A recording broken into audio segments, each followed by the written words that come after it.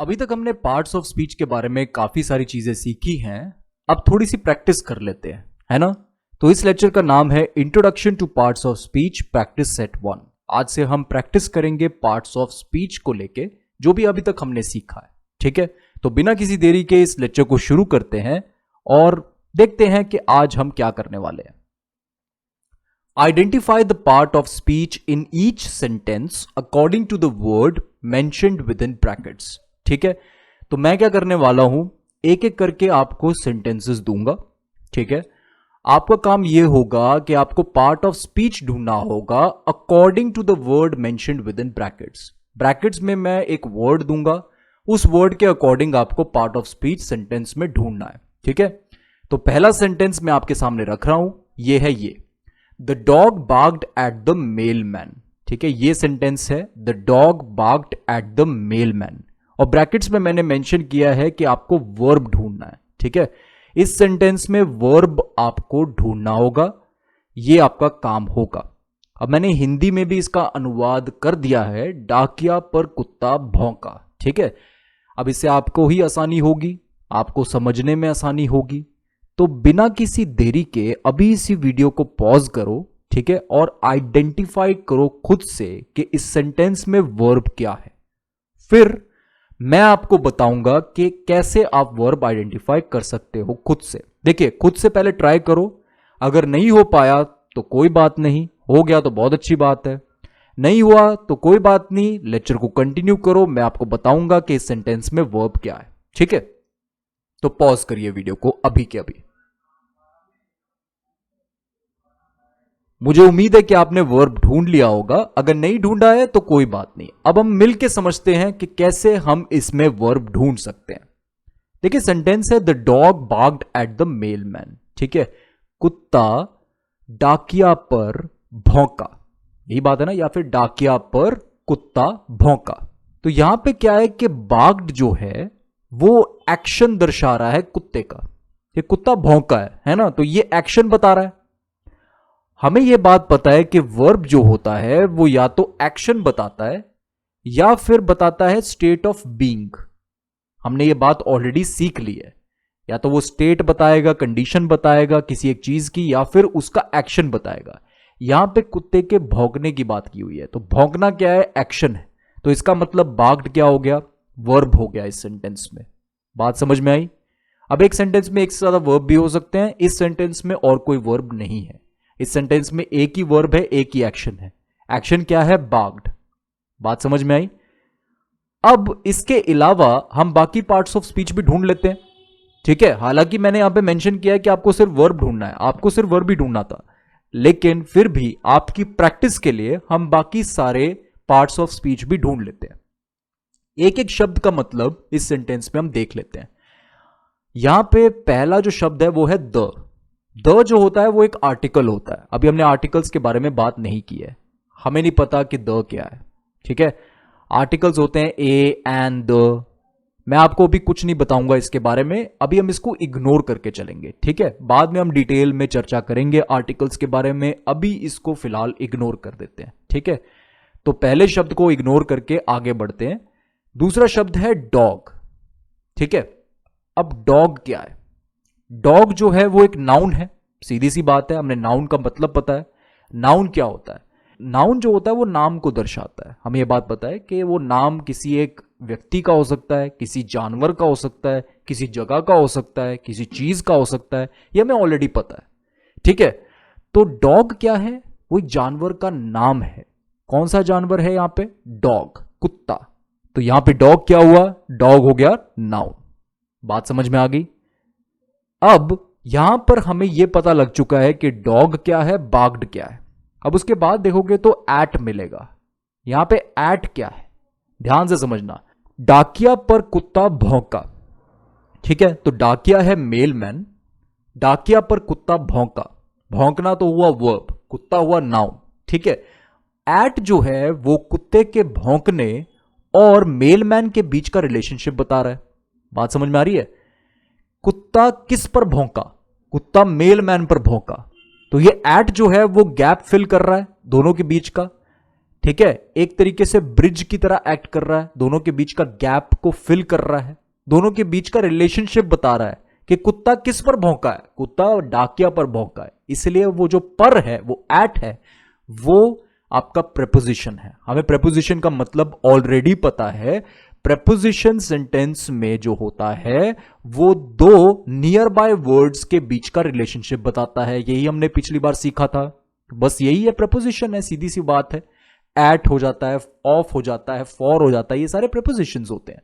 बात समझ में आ रही है? तो the dog barked at the mailman, at बता रहा है कि डाकिया पर कुत्ता भौंका है। बात समझ में आ रही है? तो डॉग बार्क्ड और मेलमैन के बीच का रिलेशनशिप जो है वो एट बता रहा है। ठीक है, अब इसके बाद हमारा द है, द को हम इग्नोर करेंगे, आगे बढ़ेंगे। मेलमैन जान लेते हैं। डाकिया, डाकिया क्या है? वो आपका नाउन है, सीधी सी बात है। ये तो मुझे बताने की भी जरूरत नहीं है कि नाउन क्यों है ना? तो इस सेंटेंस में हमारे टोटल दो नाउन्स हैं, एक वर्ब है और एक प्रेपोजिशन है।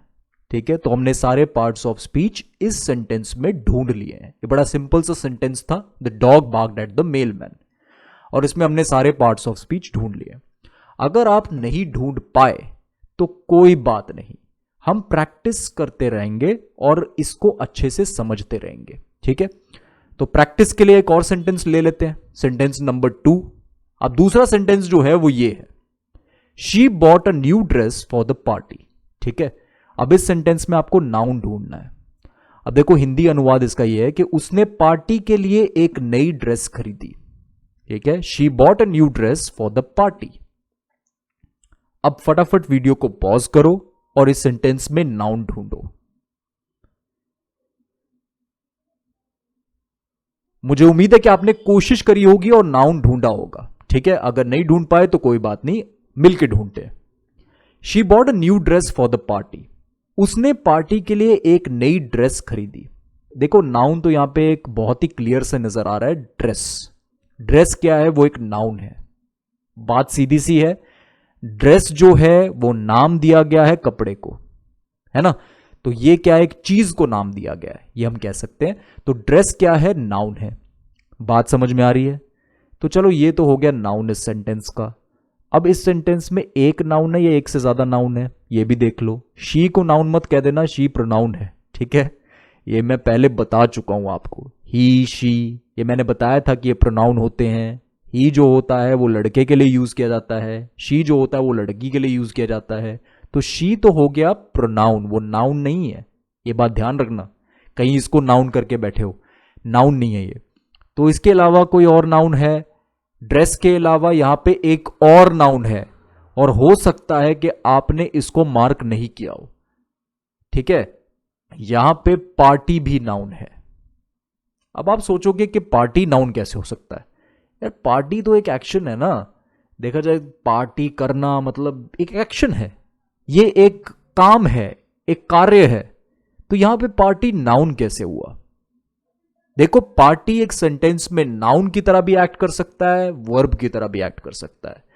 अब हमें यहां पे देखना है कि पार्टी यहां पे क्या काम कर रहा है। देखो, मैंने पहले भी आपको बताया है कि खाली शब्द को देख के मत बोल दो कि वो नाउन है या वर्ब है या क्या है। हमेशा सेंटेंस में उसका रोल देखो, हमेशा ये देखो कि सेंटेंस में वो क्या काम कर रहा है, उसके अकॉर्डिंग डिसाइड करो कि वो क्या है। नाउन है, वर्ब है, एडजेक्टिव है, एडवर्ब है, प्रपोजिशन है, क्या है?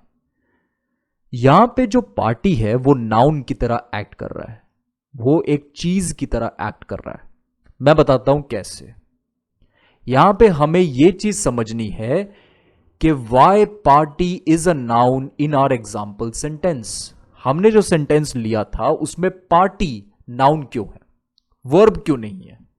Party is a noun in the example sentence because it is representing a social gathering, which is a thing, tangible or intangible. देखो, ध्यान से समझना, पार्टी जो है वो नाउन इसलिए है क्योंकि ये रिप्रेजेंट कर रहा है सोशल गैदरिंग को।